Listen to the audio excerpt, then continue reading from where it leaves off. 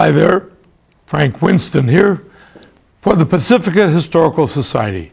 I'm the host of the weekly show, Footprints of Pacifica, where we explore and discover the lure and the lore of lovely Pacifica, its character, and its characters.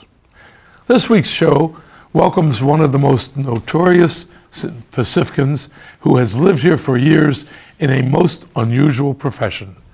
He has moved possibly your home or a building where you met in. It's Pete Pereira, who is a longtime Pacifican, and to understand some of the moves that are used to, let's roll the video that demonstrates some of the homes that have been moved in Pacifica.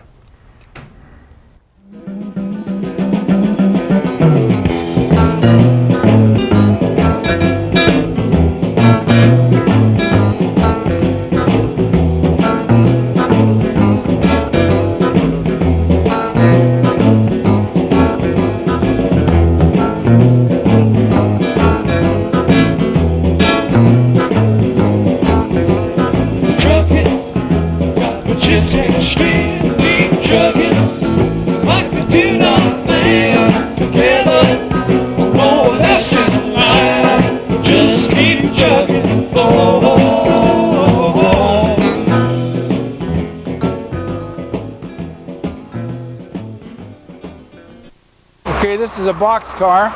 This came from Victoria Station in Birmingham, and came down the highway on a flat car, on a low bed. And at the same time, we brought two of them. We brought the caboose and this one here.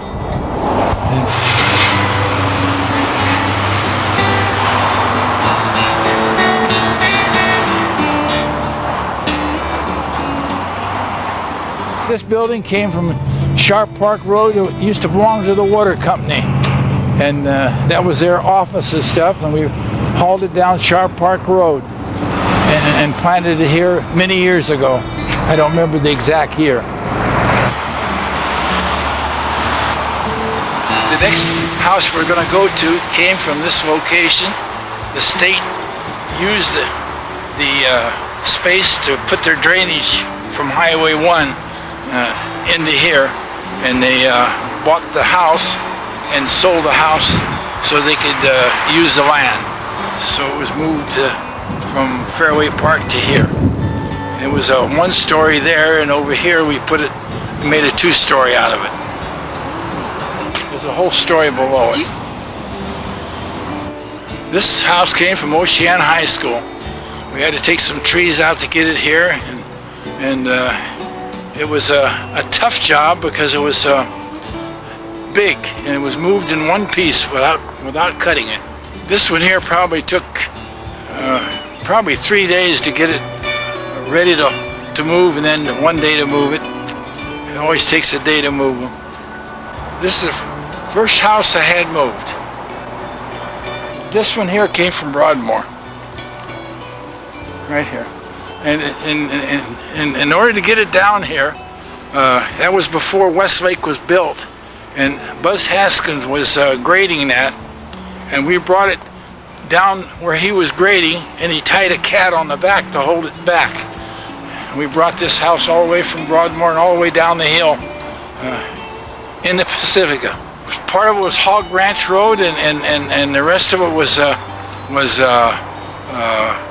just open land. It was graded by Buzz Haskins, and then Buzz tied a cat onto it and held it back while we come down the hill with it. We came across all of his rough graded ground to get the house down here.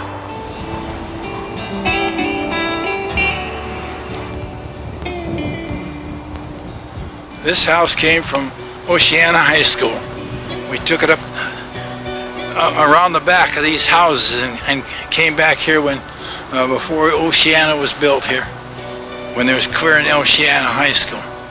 It was a kind of a two-story, a little difficult, but manageable anyway. Chimney, block them off and tear the bottom of the chimney out and pick it up. Sometimes take part of the top off, but we move the chimneys with them. And did you know the owner of this house at all? I knew Bob Siebert real well. He was a nice person.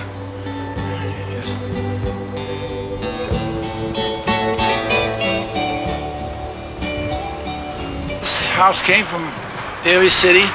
This was the old Wagamasino house. And that Wagamasino is an old-time family in Daly City with some of the original people. This was their home. It was moved here many years ago. We had to come down the old coast road and used, in fact, as part of the, we had to wait till they built part of the road back up because the road broke down. We had to stall to get it here.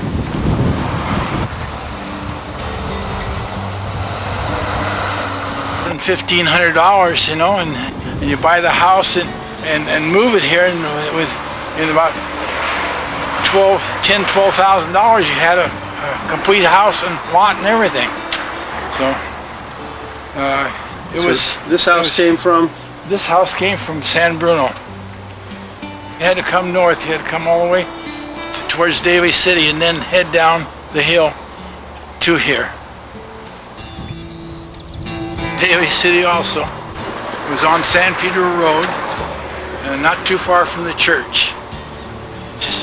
It was in about a half a block of that Catholic church that's there, and that was done. I think it's in the 60s in that area.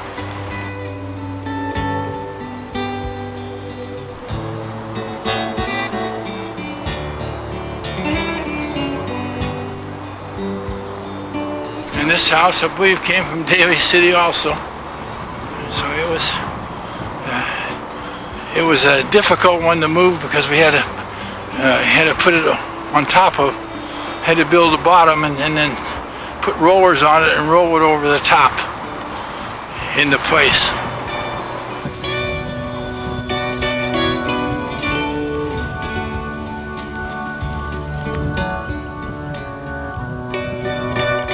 This house came from the highway, alongside the highway, just before they built the freeway, and this had to be moved as part of the freeway, and it was moved here in the 60s or 70s. It moved to 25 Shasta Lane. It was a real nice house inside. Winwood and Gordon. This house came from Oceana High School. It was moved here many years ago, and it's been remodeled since, so it is a real nice house now. A lot better than it was when I finished moving it. And the one next to it, both of them were moved here. Yeah. In those days, they didn't require an engineer or anything like that. I made all the drawings and cut the lots up to the right sizes and all that in order to put these houses in. I put this one here, came from San Bruno. That other one back here, back up the hill, came from Daly City. I moved that one in there. And the one at the far end, the green one, came from Eureka Shopping Center. I moved that one first, that one second, this one third. It was on the slide on Skyline Drive up there. And the original owner, we moved it for the original owner, and he bought this lot and moved it here. I don't know if he still owns it or not, but he kept it for himself. And it was moved from Daly City. It's a Dowager house.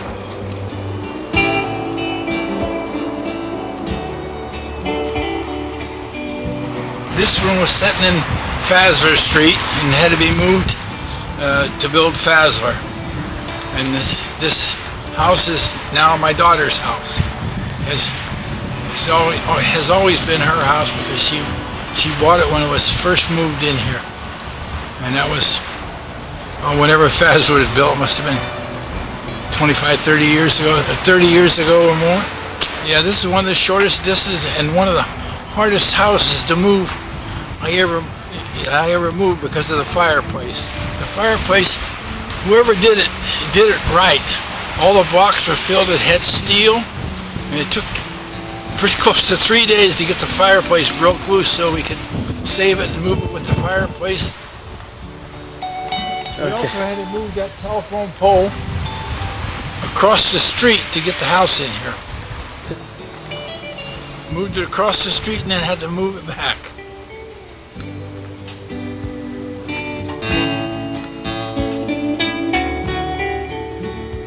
When we moved here, this was a rancher, and then as our family grew, we needed more room. So we raised the house up. When you raise the house, you take the garage up with you, and then the garage becomes your living room, and then what used to be your living room becomes your kitchen and dining, and so it does a complete change from what you originally had. How do you go about lifting up a house? You have to put beams in it, and then we have a hydraulic jacking system that jacks it up, and it lifts them at about 15 inches at a time. And then you have to reset and then just keep lifting until you get it up there. And then you block it off. And we lived in it the whole time. In fact, my wife was working in it when they were jacking it up, and didn't get out till the house was about halfway up. So you know we own Valley Mart Station. You know that. This was all my family. We were poor as hen's teeth, and we all lived. All those people you see in that picture lived in that 2-room house there. Had no electricity. Had kerosene lanterns. No indoor plumbing. Had to pump our water and carry the water in the house. Cooked on a wood stove. This was in the San Joaquin Valley, about 10 miles south of Modesto. This picture was taken in 1929. What a big family.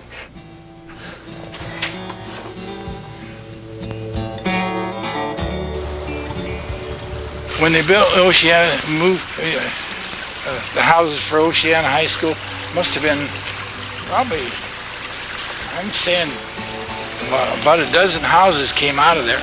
So, and they were all moved around in different places here. And they were reasonably easy to get here.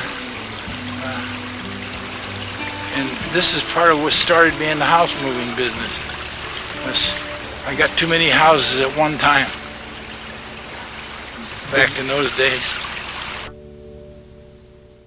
And here we are in the studio with Pete Pereira. And Pete, I'm intrigued not only by your profession, but about your life long before you ever dreamed of this profession. We closed with a picture, and I have the picture here. You might want to point out some of the highlights of what reminds you of 1929 San Joaquin Valley. This picture was 1929, and all those people lived in that 2-room house here. And this picture was taken by a guy who drove through in 1929, and he wanted to take pictures just the way you were when he got here. And so they lined us all up, and I am this one here, next to the youngest.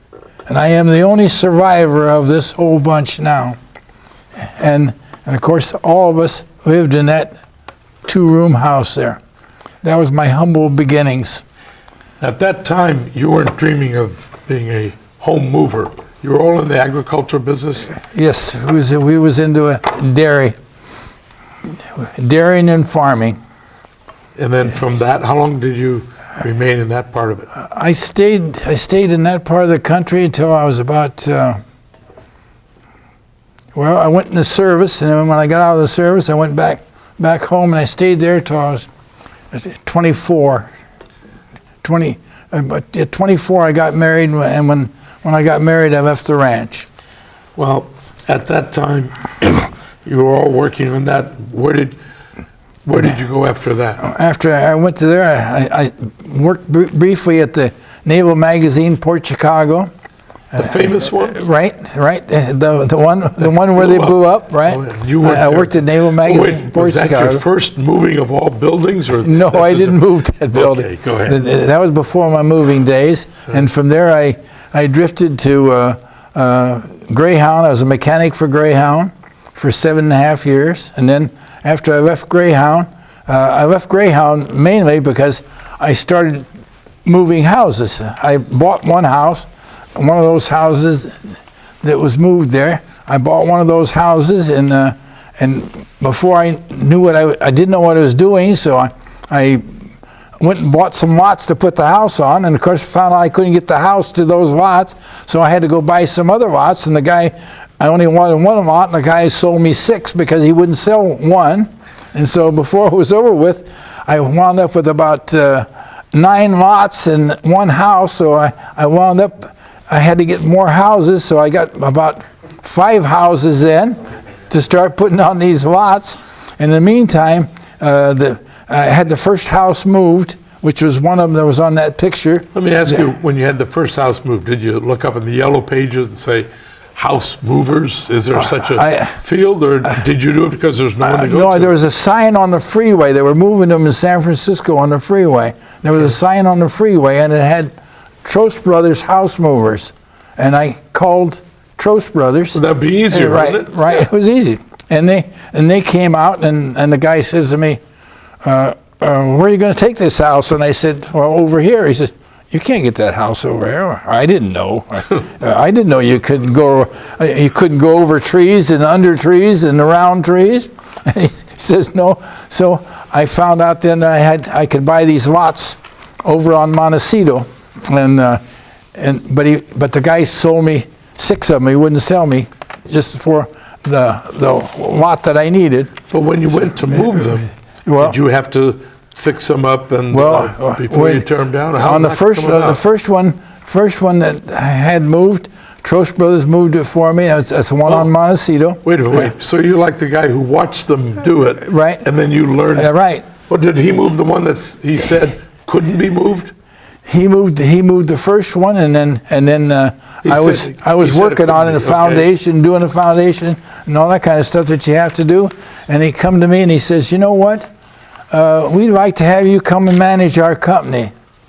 And I said, manage a company? I don't know nothing about house moving. And he says, well, we've been watching you work, and we can teach you that. Says, so would you take it? And I said, sure. So I quit the Greyhound and went into moving houses with them, and they showed me what I had to look at, and so I was their estimator, and in short, about 2 years or something like that, I went and got my own license, and then one of the Trosts came in with me, and we formed Coast House Movers, and then from there we moved a whole bunch of buildings. I understand you moved a lot of buildings in San Francisco. Yes, I moved a whole bunch of Victorians. I moved 28 of them, and the first batch was 12 of them, which part of them are in this book. You have the scrapbook. Let's see a couple, if you could. I'll hold them up for you. You find the pages. Yeah, let me flip the page. That's okay. Put a marker on it so we catch it. All right. Let's talk about this one. Whichever one. Can you see if the camera has it for us? Well, that's a dolly being put under one of the Victorians in San Francisco. They were coming from the downtown area going to the Western Addition. Okay. And in San Francisco. In San Francisco. Okay. There's one there that's being loaded, and that is going from the downtown area to the Western Addition. There's one there. Again, and there, both of these there was 12 buildings all told in this group that I moved. When you move in San Francisco, how does that compare? Different permits, different size of highway? The permits were nice. They were easy in San Francisco. The hard part was dodging around telephone poles, trees, and that kind of stuff, and then going down those steep hills with these big houses. it kind of scares you a little bit. Well, I would think just turning a corner could I be was tough. young and dumb in those days, and it didn't bother me too much. But you could turning a corner, you'd have to balance the weights. You'd have to know how much when was you there. turn a corner, you have to make sure that you can miss at both ends. And sometimes you would be a pole in this corner, and the opposite corner, there wouldn't be a foot of space between those two. So, Can you tell us offhand, did you ever drop a house? And if so, what happened? I had one fall off years ago, and that was in the Hunters Point area. It was a San Francisco house, and believe it or not, it come off the dolly. It almost rolled over, and when that house was straightened back up and put up, it had very little damage to it. So a house is a lot like a box. You also mentioned to me you needed some people on a crew, but they had to be loyal. Well, yeah. A guy missed something, didn't show up, he's finished. If they don't show up, if you're getting ready to move and your people don't show up, you fire them, because you can't go out at 2 o'clock in the morning and find somebody to move for you. Okay. Yeah. Well, I guess Donald Trump just says you're fired, but he interviews him. You don't have to do No, that. you don't. You find out right No. there. You're gonna hold this up. Is there another one here? Yes, right there. Okay. I'll hold it and you can point to it. There's another one of the Victorians. Okay. And we'll take one more, and then I understand you had Here's some. one here. Yeah. Okay, you got There's one moving on the road, and then here's one more there. Well, now we've seen a number of Pacifica, a number of San Francisco. Could you briefly mention Yosemite? How much different was that, and what did you move structure in Yosemite? Yosemite was great because they wanted the stuff moved, and therefore I moved Digna's bakery oven for one thing, because somebody wanted to tear it apart in pieces, and they said that wouldn't be authentic. So they asked me if I could move it, and I said sure. So I moved Digna's bakery oven and placed it where the trader's cabin is, and I moved the big locomotive that was outside on the outskirts of Yosemite, and took it back to the area that they got a bunch of old antiques and stuff, and I took the railroad station. No. I took the tanks, the water tanks, and the platform that the tanks sat on, and the railroad station, and also I moved. I also moved a couple of the trader cabins. Well, that was San Francisco, Yosemite, and of course Pacifica. Pacifica. And Valimar, I believe you. Valimar, I moved the Mexican restaurant. The taqueria? Yeah, taqueria. Okay. Yeah. And I also moved the Allstate Insurance Building that belonged to the water company and came from the top of Sharp Park Road. And then. You can see it in the monitor there. Yeah, there's the taqueria. Yeah. Okay. Now, you mentioned earlier that when you moved your daughter's home, it was the shortest move you ever made. What was the longest move where you carried a building through town on highways or whatever? Well, one trip. I moved a houseboat from Daly City. Now that was a sizable building. It was 21 foot wide and 54 foot long on a low bed, but I moved that from Daly City to Lake Don Pedro. How far would that be? Oh, that's about over 100 miles. Okay, but you had to take you couldn't take the highways. You had to take you could take highways, but you couldn't take freeways.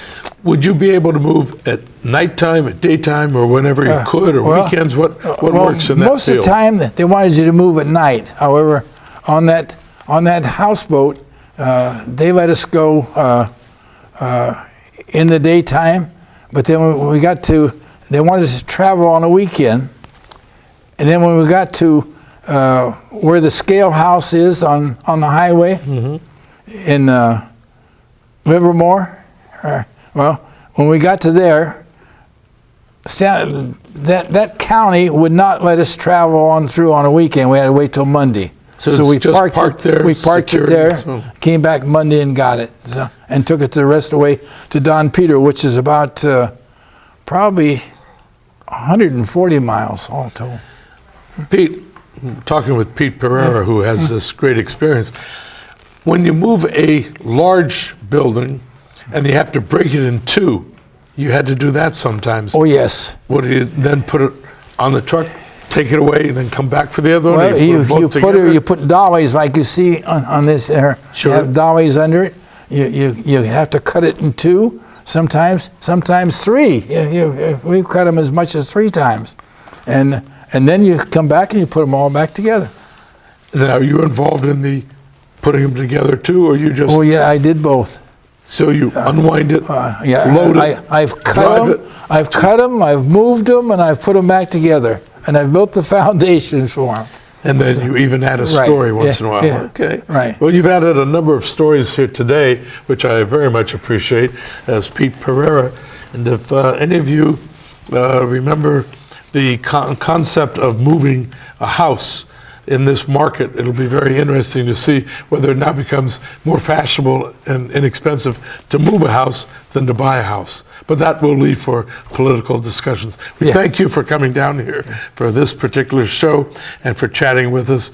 This is the Pacifica Historical Society.